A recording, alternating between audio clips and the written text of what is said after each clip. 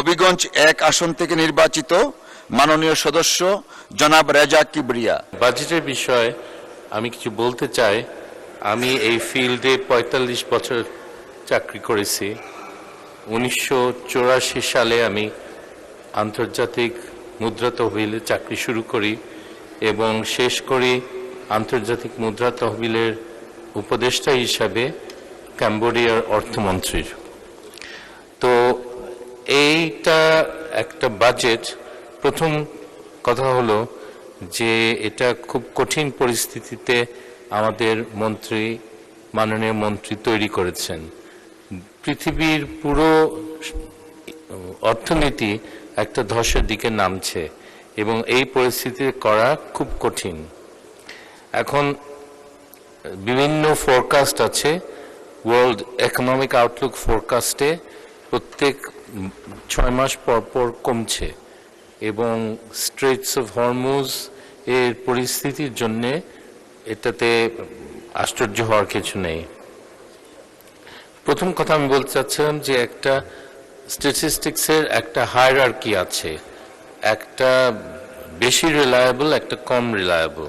সবচেয়ে রিলায়েবল সাধারণত যে নির্ভরযোগ্য সবচেয়ে হলো আমাদের মনিটারি স্ট্যাটিস্টিক্স, তারপরে ফিসক্যাল স্ট্যাটিস্টিক্স, তারপরে এক্সটার্নাল নাম্বারস, আর সবচেয়ে নিম্ন স্তরের হলো আমাদের রিয়েল সেক্টর স্ট্যাটিস্টিক্স। আমি বোঝাচ্ছি কি, ম্যাক্রো ইকোনমিক ব্যালেন্সেস কেন গুরুত্বপূর্ণ। প্রথমে আপনাদেরকে বলতে চাই যে আমাদের ম্যাক্রো ইকোনমিক ব্যালেন্সগুলি রাখা মানে একটা সামঞ্জস্য রাখাটা খুব গুরুত্বপূর্ণ। এটা আমাদের দেশের অর্থনৈতিক ভবিষ্যতের জন্য এটা করা দরকার। প্রথমে আমি ডেট নিয়ে আলাপ করতে চাই। আমাদের ডেট লেভেলস খুব বেশি না, 40% আমাদের ডেট সার্ভিস 20। ডেট নিয়ে আমি কিছু বলতে চাই না, শুধু বলতে চাই যে ডেট কমার্শিয়াল ইন্টারন্যাশনাল ডেটের দিকে যাওয়াটা বোকামি হবে। আমরা সব সময় আন্তর্জাতিক বিভিন্ন সংস্থার ডেটের দিকে যাই। কি কারণে? কারণ শোধ করার সময় সীমা অনেক বেশি এবং ডেটের রেটও খুব কম, 0.5%, 1%।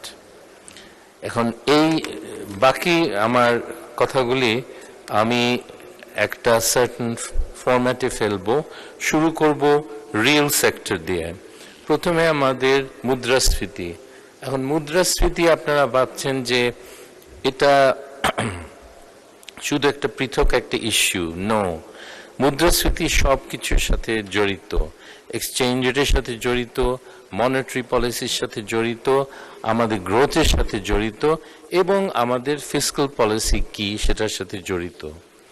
তো মুদ্রাস্ফীতির খুব বেশি বড় একটা সমস্যা নাই, কিন্তু একটা জিনিস আপনাদেরকে বলি, মুদ্রাস্ফীতি কম রাখাটা শ্রেয় এই কারণে যে আমাদের এক্সচেঞ্জ রেট এর যে প্রত্যেক বছরে যে কমে, এর কারণটা হলো যে আমাদের ট্রেডিং পার্টনার্সের মুদ্রাস্ফীতির গড়ে মুদ্রাস্ফীতির সাথে আমাদের মুদ্রাস্ফীতির তফাৎটা উপরে সবকিছু নির্ভর করে।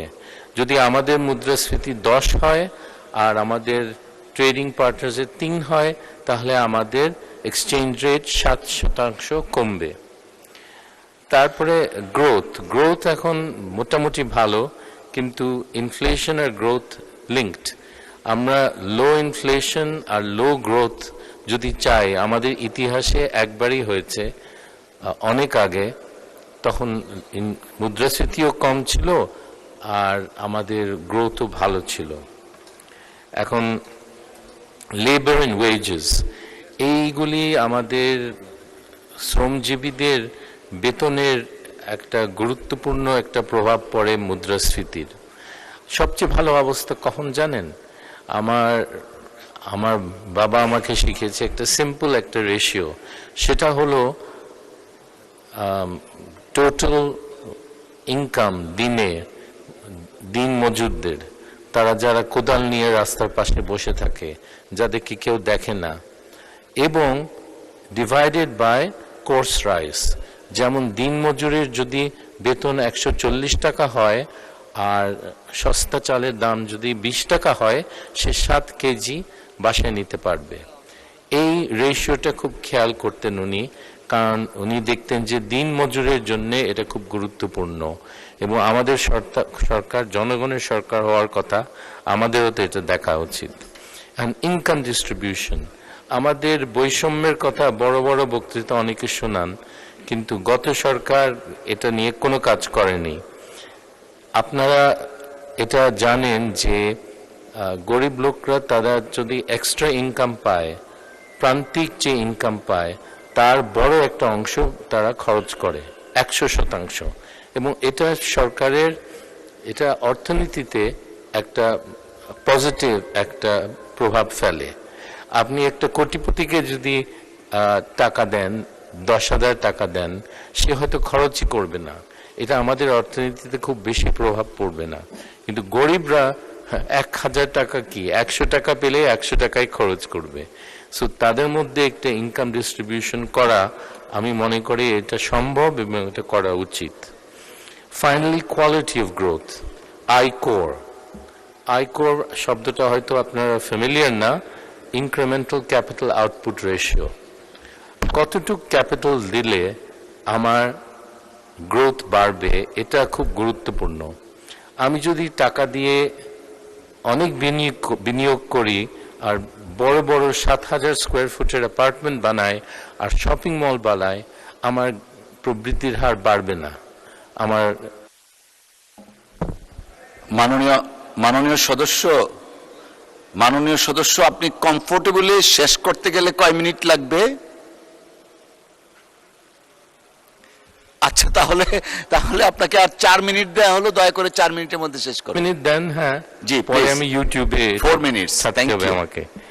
আর সেই জন্যে এই আয়করটা আপনারা যদি ফ্যাক্টরি তৈরি করেন বিনিয়োগ হিসাবে, তখন আপনার প্রবৃদ্ধির হার বাড়বে। আর আপনি যদি শপিং মল তৈরি করেন, এটাতে বাড়বে না। আর এই জিনিসটা আমাদের খেয়াল করা উচিত। বিভিন্ন টাইপের বিনিয়োগের ভ্যালু, মনিটারি সেক্টর, যে growth rate, monetary growth rate, এগুলি খুব গুরুত্বপূর্ণ। এগুলোর সাথে মুদ্রাস্ফীতি জড়িত, কিন্তু দ্বিতীয় ইস্যুটা এবং ইন্টারেস্ট রেট জড়িত। এখন বাংলাদেশের ব্যাংকিং সিস্টেম এফিসিয়েন্সি খুব লো, কারণ আমরা টাকা নিই জনগণ থেকে 5%-এ, আর আমরা যখন তারা লোন নিতে আসে, একটা সৎ ব্যবসায়ী লোন নিতে আসে, তাকে আমরা 14 বা 16% বলি। সো এই জন্যে আমাদের ব্যাংকিং সেক্টর এফিশিয়েন্ট না। একটা ব্যাংকিং সেক্টর এফিশিয়েন্ট হলে যেই রেটে লোক টাকা নিয়ে আসে, সেই একই কাছাকাছি রেটে, ধরো 4 আর 6-এর মধ্যে ইন্টারেস্ট রেটগুলি থাকা উচিত। আর ফাইনালি, সবচেয়ে গুরুত্বপূর্ণ হলো যে আমাদের সৎ ব্যবসায়ীগুলোর লোন পাচ্ছে না। সবচেয়ে গুরুত্বপূর্ণ হলো যে আমাদের ডিফল্ট সিস্টেম, ব্যাংকিংয়ের ডিফল্টের যে ডেফিনিশন, এটা আমরা পাল্টে দিয়েছি। আগে ছিল 90 দিনে লোকে ডিফল্ট বলতো, 90 দিন কোনো সুদ না দিলে সেটা ডিফল্টেড। কিন্তু এখন আমরা 1 বছর পরে কোনো সুদ না দিলে ওটাকে ডিফল্ট বলি। আর আমাদের রেট কত এটা পরে বলবো, কিন্তু আমি সব দেশে, যে 35 দেশে কাজ করেছি, আমরা ঘাবড়ায় যেতাম 6-এর বেশি হলে। বাংলাদেশের রেট হলো 61, এই ফলস ডেফিনিশনে 61, মানে the banking system is totally short. এবং এটাতে করা কোনো পদক্ষেপ সরকার না নিলে এরকমই থাকবে, এবং অর্থনীতি অগ্রগতি আপনি আশা করাটা আপনাদের ভুল।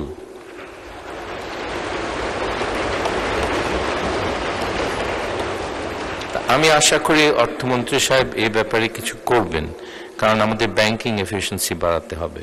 Finally, fiscal issues, deficit level আমাদের খুব বেশি না, 3-4%, কিন্তু একটা মিথ্যা পরিসংখ্যানের উপরে এটা ভিত্তি করে এই ডেফিসিট লেভেল তৈরি করা হয়েছে। সেটা হলো আমাদের রাজস্ব রেট।